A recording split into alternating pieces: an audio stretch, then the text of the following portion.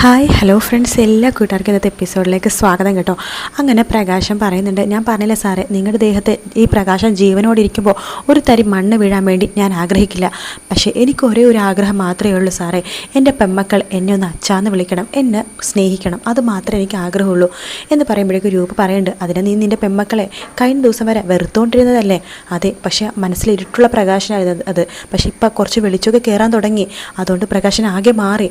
പക്ഷെ അതൊന്നും പറഞ്ഞാൽ ആരും വിശ്വസിക്കില്ല. കുഴപ്പമില്ല സാറേ, ഞാൻ പോകാം എന്ന് പറയുമ്പോഴേക്കും ചന്ദ്രസേന പറയുന്നുണ്ട്, എടാ നിന്നെ ഞങ്ങൾക്ക് വിശ്വാസമൊക്കെയാണ്, പക്ഷേ എന്നാലും നിന്നെ അകത്ത് കയറ്റാനുള്ള അത്രയുള്ള വിശ്വാസം ഞങ്ങൾക്കായിട്ടില്ല. അല്ലെങ്കിൽ എൻ്റെ മോൻ്റെ വീട്ടിൽ നിനക്ക് ഞങ്ങളൊരു ഇടം തന്നാനേ. അയ്യോ വേണ്ട സാറേ, എനിക്ക് പോകാൻ ഒരിടമുണ്ട്. അല്ല, നീ എങ്ങോട്ടൊക്കെ പോകണത്? കടത്തിണ്ണ.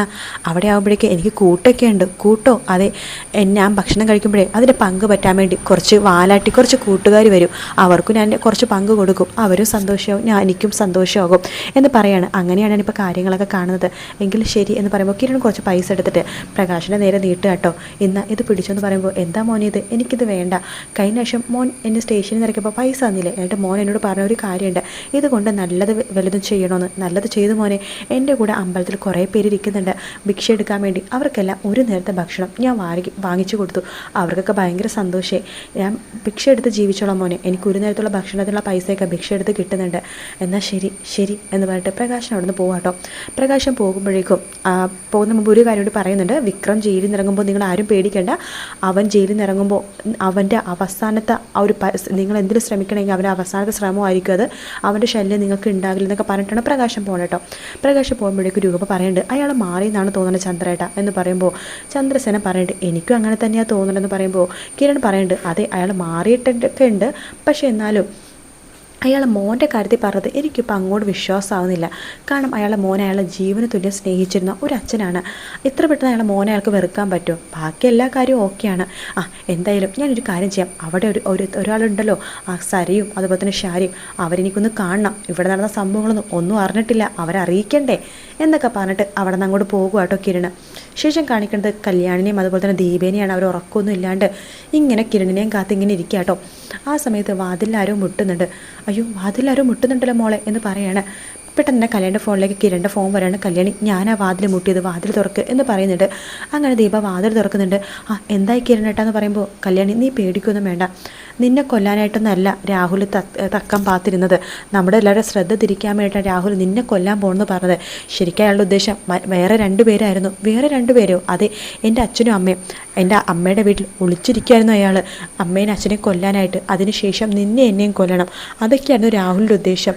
കറക്റ്റ് സമയത്ത് അവിടെ പോയിട്ട് അയാളെ ഇപ്പോൾ തലമണ്ട അടിച്ച് പൊട്ടിച്ച് ജയിലിലേക്ക് പറഞ്ഞയച്ചിട്ടാണ് ഞാൻ വരുന്നത്. അല്ല, അയാൾ അവിടെയുള്ള കാര്യം കിരണേട്ടൻ എങ്ങനെ അറിഞ്ഞു? അതിനെ നന്ദി പറയേണ്ടത് പ്രകാശിനോടാ. പ്രകാശിനോടോ? അതെ, രാഹുലിൻ്റെ നീക്കങ്ങൾ അറിയാൻ വേണ്ടി പ്രകാശൻ 2 ദിവസം മുമ്പേ രാഹുലിൻ്റെ കൂടെ കൂടിയായിരുന്നല്ലോ, ആൾക്ക് വെച്ചൊക്കെ വിളമ്പി കൊടുക്കാനായിട്ട്. അങ്ങനെ രാഹുലിൻ്റെ നീക്കങ്ങൾക്ക് ഏറെക്കുറെയൊക്കെ പ്രകാശൻ അറിഞ്ഞു. രാത്രി രാഹുൽ തോക്കായിട്ട് ഇറങ്ങിയപ്പോഴേക്കും പ്രകാശനും പുറകെ ഇറങ്ങി. അയാൾ നേരെ പോയത് അമ്മയുടെ വീട്ടിലേക്കായിരുന്നു. അപ്പം തന്നെ അയാൾ എന്നെ കാര്യം വിളിച്ച് പറഞ്ഞു, ഞാൻ അവിടെ പോയിട്ട് അയാളെ ഇടിച്ച് തകർത്തു, അല്ലാന്നുണ്ടെങ്കിൽ എൻ്റെ അച്ഛനും അമ്മേനും അയാളൊന്ന് കൊന്നാനെ എന്ന് പറയാണ്. പ്രകാശൻ ഇങ്ങനെ ചെയ്തത് എനിക്ക് വിശ്വസിക്കാൻ പറ്റുന്നില്ല മോനെന്ന് ദീപ പറയുമ്പോൾ, ചില ആൾക്കാർ അങ്ങനെയാമേ, മാറ്റങ്ങൾ വരാൻ അധികം താമസമൊന്നും വേണ്ട. എന്തായാലും അപ്പുറത്തൊരുത്തിയുണ്ടല്ലോ, സരയും ഷാരി, അവരറിഞ്ഞിട്ടായിരിക്കും ഇതൊക്കെ ചെയ്തത്, അല്ലെങ്കിൽ അവരറിഞ്ഞിട്ടില്ലെങ്കിൽ അവൾ അറിഞ്ഞിട്ടുണ്ടാവും. അവൾക്ക് വേണ്ടല്ലേ അയാൾ ഇങ്ങനെയൊക്കെ ചെയ്യണത്. എന്തായാലും നാളെ ആവട്ടെ, അവർക്ക് ഞാൻ കൊടുക്കുന്നുണ്ട് എന്ന് പറയാണ് കിരൺ. ശേഷം കാണിക്കണത് രാഹുലിനെ ആട്ടോ. രാഹുലാണെങ്കിൽ ഇങ്ങനെ പോലീസ് സ്റ്റേഷനിൽ ഇങ്ങനെ ഇരിക്കുകയാണ്, ജയിലിനുള്ളിൽ ഇങ്ങനെ ഇരിക്കുകയാണ്. അപ്പോൾ എസ് ഐ അങ്ങോട്ടേക്ക് വരുന്നുണ്ട്. എസ് ഐ വരുമ്പോഴേക്കും രാഹുലിനെ സൂക്ഷിച്ച് നോക്കുകയാണ്. രാഹുൽ പതുക്കെ അവിടെ നിന്ന് എഴുന്നേൽക്കുന്നുണ്ട്. രാഹുലിനോട് പറയണ്ടേ, എടാ നിൻ്റെ തലയിലെ നല്ല ആഴത്തിലുള്ള മുറിവുണ്ട്, അതുകൊണ്ട് എനിക്ക് നിന്നെ മേത്തൊന്ന് കൈ വെക്കാൻ പറ്റുന്നില്ലടാ, അല്ലെങ്കിൽ നീ ഇതേപോലെ ഇവിടെ കിടക്കില്ല.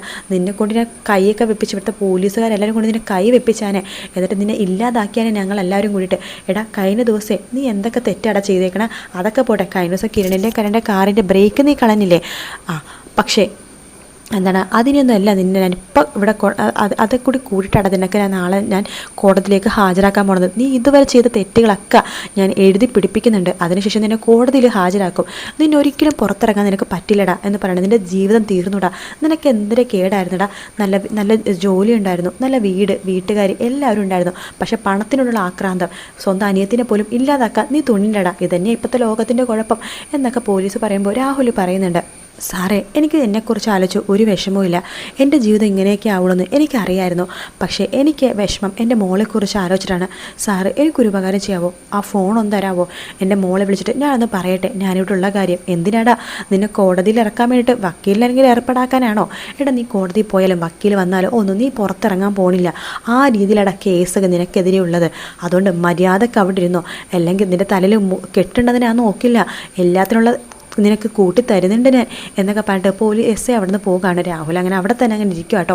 അതിനുശേഷം കാണിക്കുന്നത് നമ്മുടെ സരയുനെയും ഷാരിനെയാണ്. രാവിലെ തന്നെ കിരൺ സരയുനെയും ഷാരിനെ കാണാൻ വേണ്ടി അവരുടെ വീട്ടിലേക്ക് പോയിരിക്കുക കേട്ടോ. വാതിൽ തുറക്കുമ്പോൾ ഷാരിയാണ്. ഇവനെന്താ ഈ സമയത്ത് ഇവിടെ എന്ന രീതിയിൽ ഷാരി ഇങ്ങനെ നോക്കുന്നുണ്ട്. ശേഷം സരയുനോട് പറയുന്നുണ്ട്, അതെ നിങ്ങൾ വിവരമൊന്നും അറിഞ്ഞിട്ടുണ്ടാവില്ല അല്ലേ? എന്താ മോനെ ഒന്നും മനസ്സിലായില്ല എന്ന് ഷാരി പറയുമ്പോൾ, അതെ നിങ്ങളുടെ കെട്ടിയോനുണ്ടല്ലോ രാഹുൽ, അയാൾ ഇന്നലെ രാത്രി ഒരു സംഭവം ചെയ്തു. എൻ്റെ കല്യാണിയെ നിങ്ങൾക്ക് ചിലപ്പോൾ അറിയില്ലായിരിക്കും. ഈ സരയുവിനറിയാൻ പറ്റും ഇവളുടെ അച്ഛൻ എന്താ ചെയ്തതെന്ന്. എൻ്റെ കല്യാണിനെ ഇല്ലാതാക്കാൻ വേണ്ടിയിട്ട് 18-ാം തീയതി എൻ്റെ കല്യാണി കൊല ചെയ്യപ്പെടുന്നു അയാളൊരു മെസ്സേജ് അയച്ചു. പക്ഷേ അയാൾ ശ്രദ്ധ തിരിക്കാൻ വേണ്ടിയിട്ട് അങ്ങനെ ചെയ്തത്. അയാളുടെ ഉദ്ദേശം എൻ്റെ അച്ഛനും അമ്മയായിരുന്നു. എല്ലാവരും കല്യാണിനെ ശ്രദ്ധിക്കുമ്പോൾ എൻ്റെ അച്ഛനും അമ്മയും അവിടെ വീട്ടിലായിരിക്കുമല്ലോ ഒറ്റയ്ക്ക്. ആ സമയത്ത് അവരില്ലാതാക്കാൻ വേണ്ടി അയാൾ അവരുടെ വീട്ടിൽ പാത്തിരിക്കുകയായിരുന്നു. ഞാൻ അവിടെ പോയി അയാൾ നല്ല രീതിയിൽ അടിച്ച് പുറത്താക്കിയിട്ടുണ്ട്. തലയിൽ നല്ല കെട്ടൊക്കെയുണ്ട്. കെട്ടൊക്കെ ആയിട്ടുള്ള രാഹുൽ ഇപ്പോൾ ജയിലിലാണ്. അത് മാത്രമല്ല കഴിഞ്ഞ ദിവസം ഞാനും കല്യാണം കൂടി സഞ്ചരിച്ച വാഹനത്തിൻ്റെ ബ്രേക്ക് അയാൾ കളഞ്ഞു. അതുകൊണ്ട് അയാൾക്ക് അതിന് മാത്രമല്ല അതിന് ഒരുപാട് ശിക്ഷകളുണ്ട്. ഇനി അയാൾ പുറം ലോകം കാണാൻ പോകണില്ല എന്നിങ്ങനെ പറയാം കേട്ടോ. എന്താടി നീ ഇതൊക്കെ അറിഞ്ഞില്ലേ? എന്നെ അച്ഛനിപ്പോൾ വിളിക്കാറും കാണാറൊന്നുമില്ല. ഓ, നീ പറഞ്ഞത് ഞാൻ അങ്ങോട്ട് വിശ്വസിച്ചുടി. നിങ്ങൾ പറഞ്ഞതൊക്കെ ഞാൻ അങ്ങ് വിശ്വസിച്ചു. എന്തായാലും രാഹുൽ നിങ്ങൾ ഇനി കാത്തിരിക്കേണ്ട. രാഹുൽ എന്ന് പറഞ്ഞ ആൾ ഇനി ഒരിക്കലും ഈ വീട്ടിൽ കയറാൻ പോണില്ല. നിങ്ങൾ ഓർത്തിരുന്നോ, ഇനി എൻ്റെ അച്ഛനോ അമ്മയോ ഞാൻ സ്നേഹിക്കുന്നവർ എന്തെങ്കിലും ചെയ്യാനാണോ നിങ്ങളുടെ ഉദ്ദേശമെങ്കിൽ നിങ്ങളൊന്ന് ഓർത്തിരുന്നോ. നിങ്ങളൊന്നും ഞാൻ വെറുതെ വെക്കില്ല. ഈ രാഹുലിൻ്റെ അനുഭവമായിരിക്കും നിങ്ങൾക്ക് എല്ലാവർക്കും. ശരിക്കും പറഞ്ഞാൽ രാഹുലിനെ ഇന്നലെ കൊന്നു കളയാമെന്ന് വിചാരിച്ചതാണ്. പക്ഷേ എൻ്റെ അച്ഛനും അമ്മക്കും അത് ഭയങ്കര വിഷമമായിരിക്കും. മകൻ ഒരു ജയിൽ പുള്ളിയാണ്, മകൻ ഒരു കൊലപാതകയാണെന്ന് പറയുമ്പോൾ അവർക്കൊരു വിഷമമായിരിക്കില്ലേ? അതുകൊണ്ടാണ് രാഹുലിനെ ഇല്ലാതാക്കാതിരുന്നത് കേട്ടോ.